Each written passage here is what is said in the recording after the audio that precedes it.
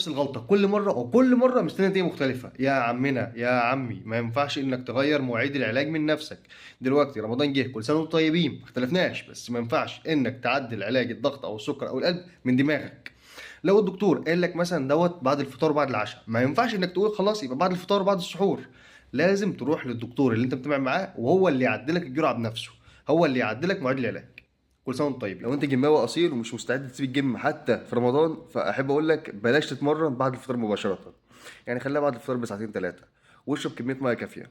ليه؟ لان بكل بساطه انت لما بتفطر فمعظم الدم بيروح للمعده عشان خاطر يشغل عمليه الهضم. فانت بكل بساطه هتروح الجيم مع اول تمرينه ليك هتحس انك هبطت، تحس انك في الارض، مش هتكمل تمرينتك. فبعد اذنك التمرين يكون بعد الفطار بساعتين ثلاثه، يكون الاكل اتهضم والجسم يعرف يشغل نفسه تاني.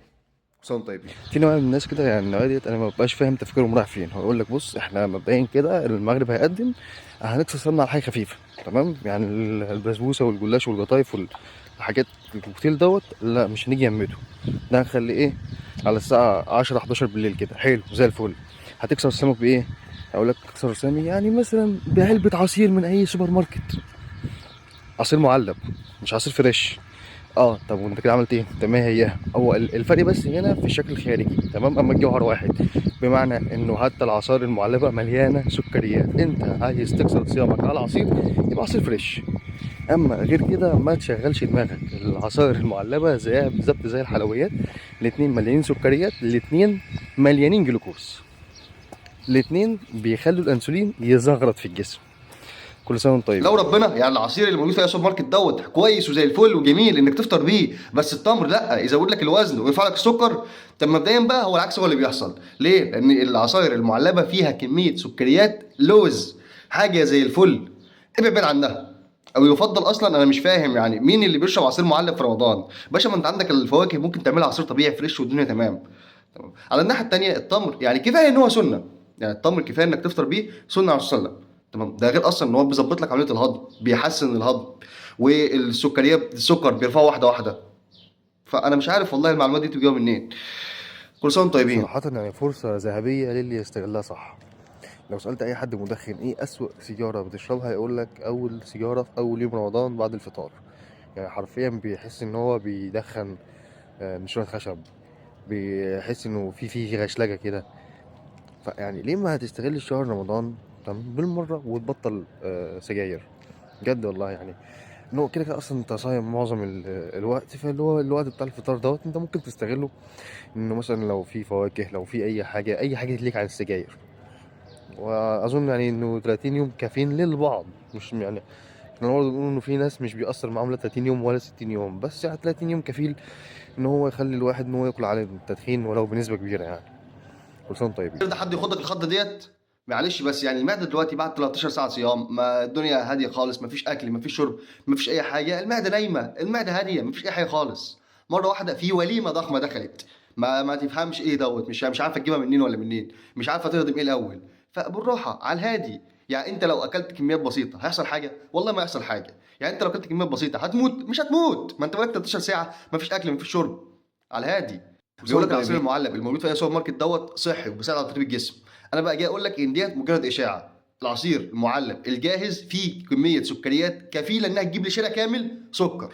صلى التمر ايه لا افطر عليه؟ صلى على النبي. انا سمعت ان التمر ده بيزود الوزن وبيرفع السكر، واحنا مش ناقصين الحكايات دي كلها. بص هو انت ممكن بس تحط له حته بسبوسه، تمام، بس يعني زود سنه ماشي، وحته كنافه من اللي هناك ديت، والله مثلا لو في حته سمبوسه باللحمه، واخد لي بالك انت؟ لا بس مش هفطر على تمر، معلش الحق حق، التمر بيزود الوزن. اما كميه الحاجات اللي انا لسه قايل لك عليها ديت والوليمه اللي انا لسه فاطر عليها، تمام، لا ما بيزودوش الوزن خالص. لا التمر مش بيرفع السكر مره واحده. مبدئيا كده المواد الغذائيه اللي حوالين مننا فيها اكتر من نوع سكر. في سكر الفركتوز، في الجلوكوز، في اللاكتوز. التمر فيه نوعين، في الفركتوز وفي الجلوكوز. احنا لما بنقيس السكر العشوائي بنقيس حاجه اسمها بلاد جلوكوز، تمام.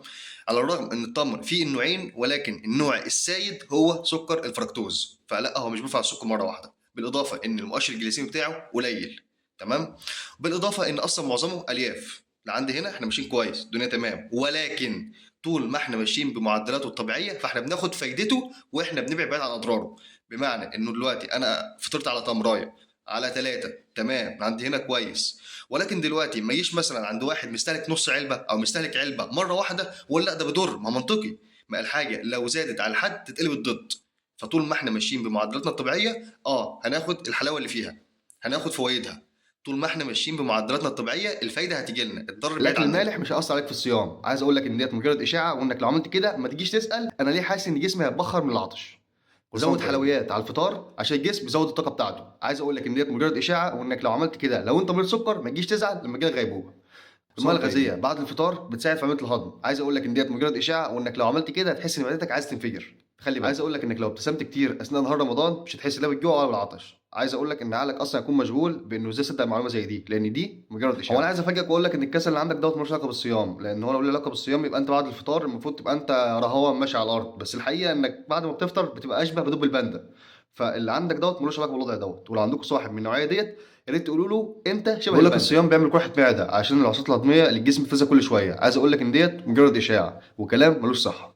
بقول لك الصيام بدأ في المناعه. عايز اقول لك ان ديت معلومه خاطئه لا اساس لها من الصحه، والعكس هو اللي بيحصل. الصيام بيرفع المناعه. الناس اللي عندهم اي مشاكل صحيه يقدروا يستشيروا الدكتور بتاعهم انهم ينفعوا يصوموا ولا لا. اما انت ما تجيش منك لنفسك من دماغك ما عندكش اي مشكله صحيه، ما عندكش اي سبب مرضي، تقول لا انا مش هصوم عشان خايف على المناعه بتاعتي. فلازم تراجع معلوماتك كويس. هي دي كده مش وجبه فطار، هي ديت حفله تدمير شامل لكل انواع الاكل. معلش بس يعني هي ديت فطار عادي لايام رمضان تمام، مش وجبه نهايه العالم. فبالراحه خف واصناف شويه. التحليه بعد الفطار اختياري مش واجب وطني تمام. فانت ما تجيش انك لا هي واجب وطني وانا لازم اخد الاحجام العائليه من اي طبق حلويات. انت اللي هتزعل بعد كده، انت اللي هتزعل بعد كده. كل سنه وانت طيب.